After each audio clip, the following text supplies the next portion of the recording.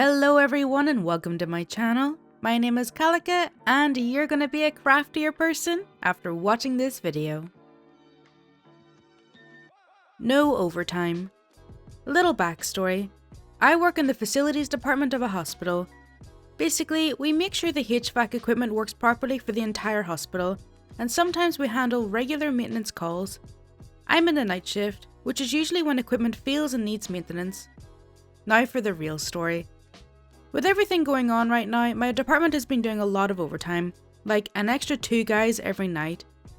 Now that everything is kinda slowing down, my manager is trying to get back to a normal work schedule, meaning that he wants to cut overtime completely. Last night, the guys on my shifts and I were told, no one can stay for overtime unless it's approved by me. We asked what if there's an emergency. He responded with, "Call me.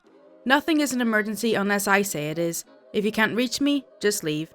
If anyone stays for unapproved overtime, they'll be fired."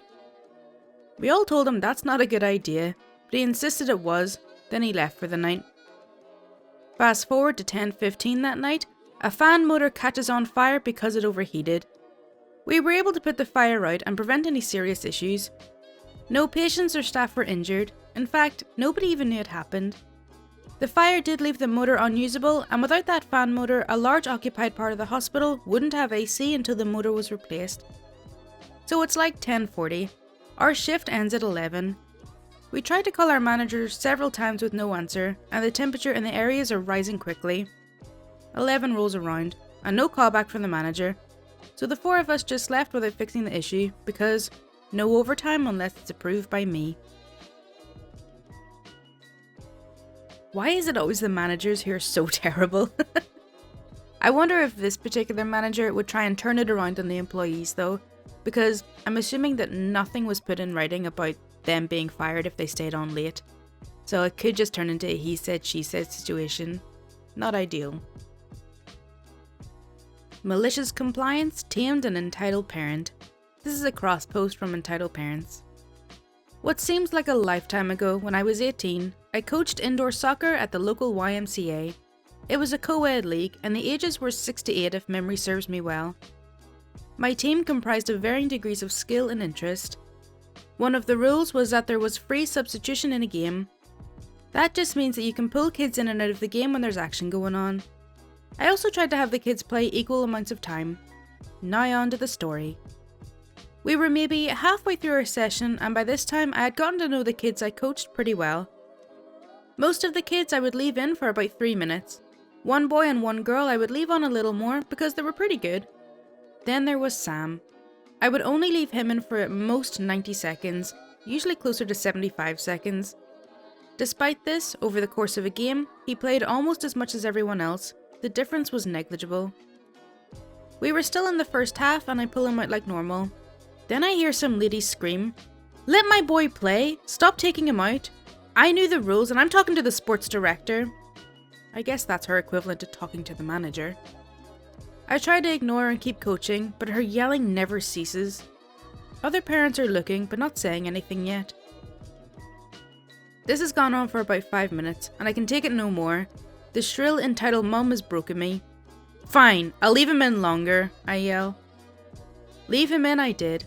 Almost as if on cue, just past 90 seconds, Sam loses interest in the game and starts chasing an imaginary tail. At 100 seconds, he continues chasing his tail and barks.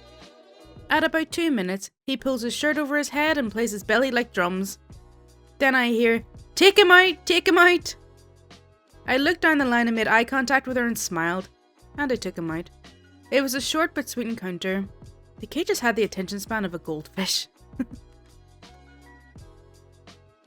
Want me to send out 2,000 parcels to help grow my business? Okay. In 2017, I signed for my web shop a contract with our national mail carrier to deliver my parcels. The more parcels, the better rates you get. In my league, they had 1,000, 2,000 or 5,000 parcel target contract. I went with the 2,000 one. At the end of year 1, there would be an evaluation, and they said that they would be very flexible and reasonable because their priority is to help grow my business. I actually had that in writing. For any parcel I had sent through them beyond the 2,000 target, I get a 50% refund of the difference between the 2,000 and 5,000 rate. For example, 2,000 rate is €3.50 per parcel and 5,000 rate is €3 per parcel. They would refund me €0.25 back for each parcel above my 2,000 goal.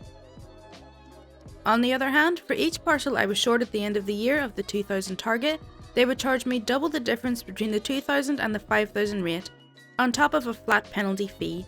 So basically €1 per parcel I was short in the example above, plus a penalty. End of year 1 on my contract is 2 weeks away, and I'm sitting at 1,850 parcels. Thinking that 92.5% of my target is pretty good for year 1, I gave them a call to talk about the extra charges and the penalty, and see if I could get the 5,000 rate for the next year, as I was seeing and expecting strong growth.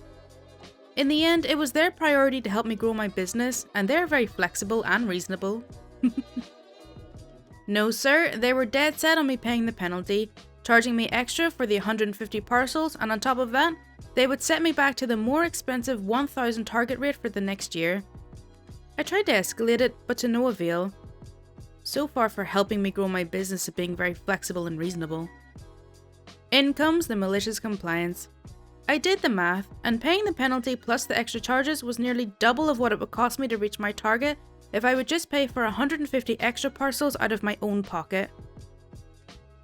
I bought 150 bubble wrap envelopes dirt cheap, printed 150 stickers with my own address, put those on each envelope, drove to the mail office and dropped off 150 empty envelopes.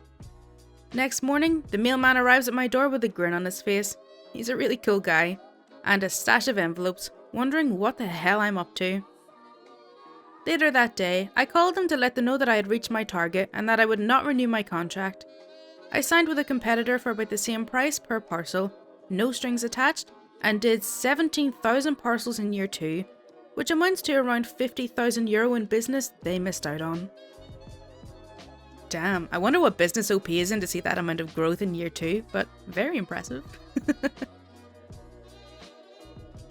Driven to the competition, and back again. My mum was a stay-at-home mum until I, the youngest of the brood, was old enough to go to school. Once I was enrolled, mum rejoined the workforce. As the years went by, her savings grew until she had enough cash on hand to buy her dream car. Before going to the dealership, she researched what was a reasonable price for the vehicle and the add-ons that she wanted. Armed with this information, she went to the dealership. I'm guessing all the salesman saw was a woman who should have been barefoot, pregnant and making my dad a sandwich. He insisted that the sticker price was fixed and that she, as a woman, shouldn't try to haggle anyways because women don't know how to do that. When that didn't deter her, he started to mock her by saying that she probably couldn't afford a new car. In retrospect, I think my mum's age, skin colour and immigration status explains why she didn't immediately give him the 2-finger salute and leave. She and my dad spent their lifetimes fighting against racism and discrimination. To her, this was just another day. Finally, the salesman laughed in her face and said, "If you really do have the cash to buy a car, why don't you go to the competitor's dealership? Maybe they'll haggle with you." The make and model at this dealership had been my mum's first choice. She had an equally good second choice that was a different make and model and was sold by the aforementioned competitor. A few days later, she drove into the lot in her new car from the competitor. She asked to speak with the salesman who insulted her, waved at her new luxury vehicle and cheerfully said, "The commission could have been yours. I guess I was able to afford a new car after all." She said he still hadn't picked up his jaw as she drove off. Okay, so that's all for r/MaliciousCompliance. I really hope you did enjoy it. As always, if you do want to see more content like this, then please do subscribe. My Twitter, Discord and Patreon links are in the description. And also, as it's Sunday, I want to say a massive thank you to my wonderful patrons. And just before that, an extra special super duper awesome thank you to Jens Banning and Skyler A, who have now been patrons of mine for 12 months, a whole year. Thank you so much. You have no idea how grateful I am, and I really, really do appreciate it.